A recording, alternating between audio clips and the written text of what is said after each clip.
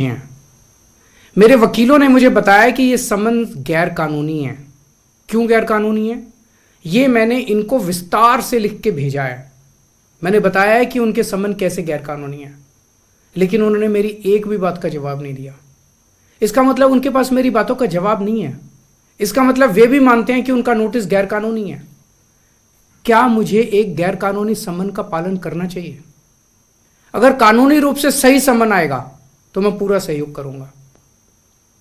BJP का मकसद जांच करना तो है ही नहीं। इनका मकसद तो लोकसभा चुनाव में मुझे प्रचार करने से रोकना है। ठीक लोकसभा चुनाव के पहले इन्होंने मुझे समन भेजा है। क्यों? इस जांच को चलते 2 साल हो गए। अभी ठीक लोकसभा चुनाव के पहले मुझे क्यों बुलाया जा रहा है? पहले क्यों नहीं बुलाया?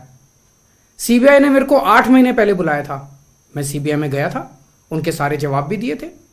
लेकिन अब ये लोग ठीक लोकसभा चुनाव के 2 महीने पहले मुझे बुला रहे हैं। तो बीजेपी का मकसद कोई पूछताछ करना थोड़ी है। इनका मकसद है पूछताछ के बहाने केजरीवाल को बुला लो और उसे गिरफ्तार कर लो, ताकि मैं लोकसभा चुनाव में प्रचार ना कर पाऊं। आज बीजेपी भ्रष्टाचारियों को नहीं पकड़ रही, बल्कि खुलेआम ईडी और सीबीआई का इस्तेमाल करके दूसरी पार्टियों के नेताओं को तोड़ के बीजेपी में शामिल करवाने का काम किया जा रहा है। एक नहीं, 2 नहीं, कितने उदाहरण हैं जहां किसी पार्टी के नेता के खिलाफ ईडी सीबीआई के मामले चल रहे थे या उन पे गंभीर आरोप लगे हुए थे। जैसे ही वो नेता बीजेपी में शामिल हुए, उनके सारे पुराने मामले बंद कर दिए गए या ठंडे बस्ते में डाल दिए गए। तो जो इनकी पार्टी ज्वाइन कर लेता है, उसके सारे मामले रफा दफा कर दिए जाते हैं। जो इनकी पार्टी में नहीं जाता, वो जेल जाता है।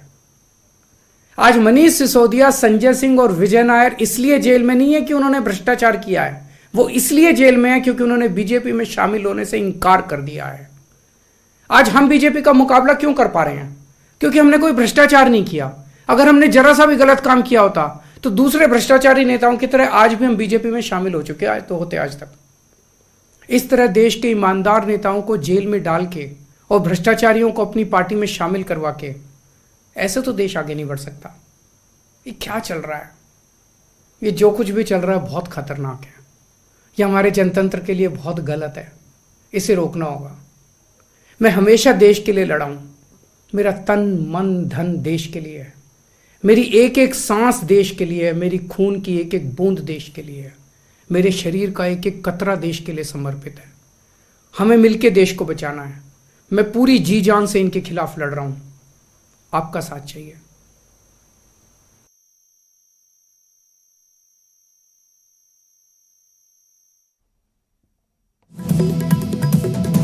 अरविंद केजरीवाल ने संबोधन किया है और अपना मैसेज दिता है। अरविंद केजरीवाल ये कह रहे हैं कि उन्होंने साथियों को जिन्होंने गिरफ्तार किया गया उस सिर्फ इसलिए नहीं किया गया क्योंकि उन्होंने भ्रष्टाचार किया, सगों इसलिए किया गया क्योंकि उन्होंने बीजेपी ज्वाइन करने तो मना कर दिता सी। शराब घोटाले की जांच जारी है। अरविंद केजरीवाल कह रहे हैं पहला जो उन्होंने सीबीआई ने सद्या सी जांच के लिए शामिल होने के लिए गए सी, उन्होंने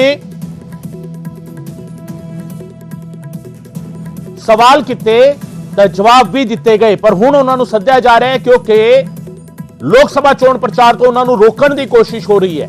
लोकसभा चोण प्रचार के विचों ना जा सकन इसके लिए उन्होंने ईडी के समन भेजे जा रहे हैं। ईडी के समन को लेकर अरविंद केजरीवाल ने बयान दिता है। ईडी के समन गैर कानूनी ने, ईडी के समन गैर कानूनी ने। अरविंद केजरीवाल ये कह रहे हैं ईडी के समन गैर कानूनी ने।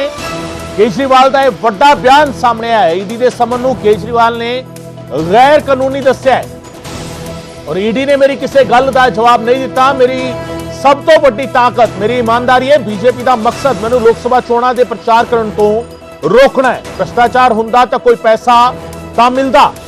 थोड़ी देर के जिहड़ा हैगा ये संदेश हुण दिता गया अरविंद केजरीवाल के वल्लों। और गिरफ्तारी के खदशे के विचाले अरविंद केजरीवाल ने मीडिया को संबोधन किया है। ईडी के समन के मामले के विच अरविंद केजरीवाल ने प्रेस कॉन्फ्रेंस की, वर्चुअल प्रेस कॉन्फ्रेंस की और आम आदमी पार्टी के लीडर ने गिरफ्तारी का खदशा जताया सी। अरविंद केजरीवाल कह रहे हैं कि भ्रष्टाचार हुंदा तो कोई पैसा तो मिलता। ईडी के समन को लेकर अरविंद केजरीवाल का वड्डा बयान।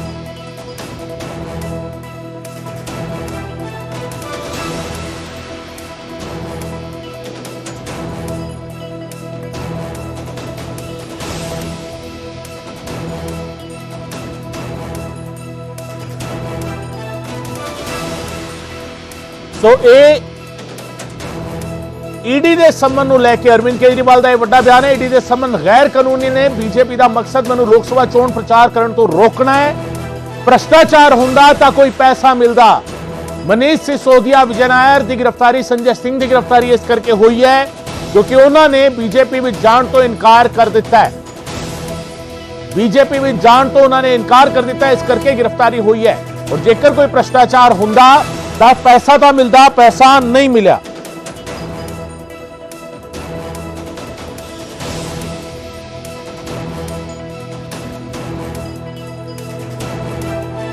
ਸੋ ਅਰਵਿੰਦ ਕੇਜਰੀਵਾਲ ਦਾ ਵੱਡਾ ਬਿਆਨ।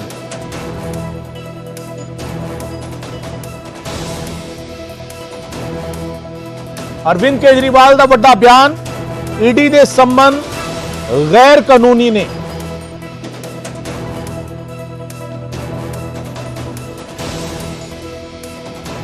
ਈਡੀ ਦੇ ਸੰਬੰਧ ਗੈਰ ਕਾਨੂੰਨੀ ਨੇ, ਅਰਵਿੰਦ ਕੇਜਰੀਵਾਲ ਨੇ ਕਿਹਾ।